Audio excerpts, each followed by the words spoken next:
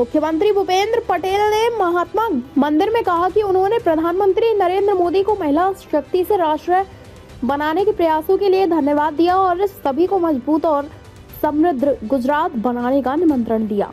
विश्व नेता ने यशस्वी वडाप्रधान श्री नरेंद्रभाई मोदीए नारी शक्ति थी राष्ट्र निर्माणનું જે લક્ષ્ય રાખ્યું છે તે સાકાર કરતો આજનો આ આપણો કાર્યક્રમ છે।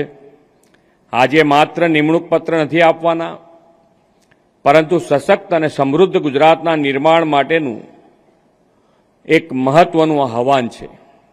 આવા મહત્વપૂર્ણ પ્રસંગે રાજ્યભરની આંગણવાડી બહેનો સાથે સંવાદ કરવાની મને તક મળી છે, મારું સૌભાગ્ય છે।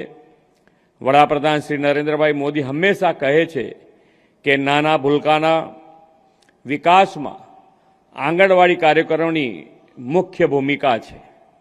આંગણવાડી બાળકના ઘડતરનું પ્રથમ પગથિયું છે। ભગવાન કૃષ્ણના પાલક માતા યશોદાએ જે લાલન પાલન કર્યું હતું તે આપણને બધાને ખબર છે। બાળ માનસમાં સંસ્કાર ઘડતર કરનારી આપ સૌ આંગણવાડી કાર્યકર બહેનો માતા યશોદાથી કમ નથી। એટલે જ આપણા લોકલાડીલા વડાપ્રધાન શ્રી નરેન્દ્રભાઈ મોદીએ આંગણવાડી બહેનોને માતા યશોદાનું સન્માન અને આંગણવાડી કેન્દ્રને નંદઘર નામ આપ્યું છે। રાજ્યના બાળકોના પોષણ અને ઘડતરમાં આંગણવાડી કાર્યકર બહેનોનું મોટું યોગદાન છે।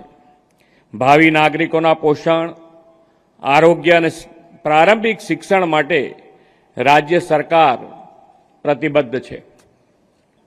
શ્રી મોદી સાહેબના નેતૃત્વ અને માર્ગદર્શનમાં આપણે બહેનો, માતાઓ અને બાળકોના સર્વગ્રાહી કલ્યાણ અને સફળ આયામો પાર પાડ્યા છે। બાળકોના સંસ્કાર ઘડતર માટે પહેલાં તો આંગણવાડીઓના પણ અભાવ હતો અને આંગણવાડીઓ ક્યાં ચાલતી પહેલાં તો એ મંદિરના પરિસરમાં, પંચાયત ઘરમાં કે જૂના પુરાણા મકાનોમાં આ માલ મંદિરો ચાલતા હતા। શ્રી મોદી સાહેબે આખી સ્થિતિ બદલી નાખી અને સુવિધાયુક્ત આંગણવાડી નંદઘરોના નિર્માણની દિશા આપી છે।